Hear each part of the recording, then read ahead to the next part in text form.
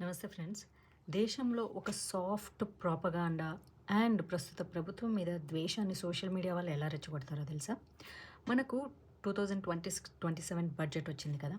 దాని గురించి వీడియోలు చేసి అది ఉంది, ఇది ఉంది, అది చేశారు, ఇది చేశారు, దానికి బడ్జెట్ కేటాయించారు, దీనికి ఇలా చేశారు, అది ఇది బ్లా బ్లా బ్లా బ్లా మొత్తం చెప్పేసేసి ఇందులో పేదలకు కానీ మధ్యతరగతి వాళ్ళకి కానీ పనికొచ్చేది ఏమీ లేదు అని చెప్పేసి ముగించేస్తారు. సో దాంతో ఎవరైతే మధ్యతరగతి వాళ్ళు పేదవాళ్ళు చూస్తున్నారో వాళ్ళకి కడుపులో కాలుతుంది, ఈ దేశంలో మాకేం జరగట్లేదని. ఈ దేశంలో మరి ఎవరి కోసం బడ్జెట్ ప్రవేశపెట్టారు? బిజినెస్ పీపుల్ కోసం, వాళ్ళ కోసం. మరి ఆ బిజినెస్ పీపుల్ కోసం ప్రవేశపెట్టిన ఆ డబ్బు ఎవరికి యూజ్ అవుతుంది? ఇన్ఫ్రాస్ట్రక్చర్ డెవలప్ అయితే ఓన్లీ డబ్బున్నోళ్ళే ఆ ఫెసిలిటీస్ని వాడుకుంటారా? భారతదేశ ప్రజలు వాడుకోరా? ఒక డిఫెన్స్ రంగం కోసం ఇస్తే ఆర్మీ కేవలం డబ్బున్నోళ్ళకే పనిచేస్తుందా? పేదోళ్ళకు పనిచేయదా?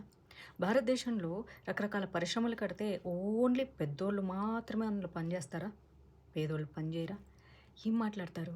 బడ్జెట్ అనేది భారతదేశ అభివృద్ధి కోసం, పక్కన ఉన్న పాకిస్తాన్ వాడి కోసమో చైనా వాడి కోసమో ప్రవేశపెట్టలేదు కదా.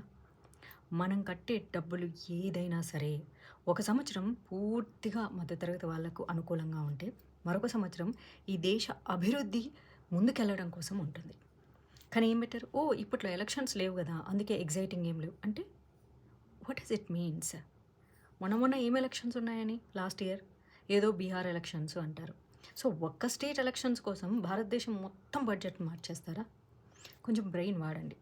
సో ఈసారి ప్రవేశపెట్టిన బడ్జెట్ ఖచ్చితంగా భారతదేశ అభివృద్ధిని మార్చే విధంగా, అలాగే భారతదేశంకు ఉన్నటువంటి అప్పులు తగ్గించే విధంగా, మొత్తం భారతదేశానికి, డబ్బున్నోళ్ళకి మాత్రమే కాదు.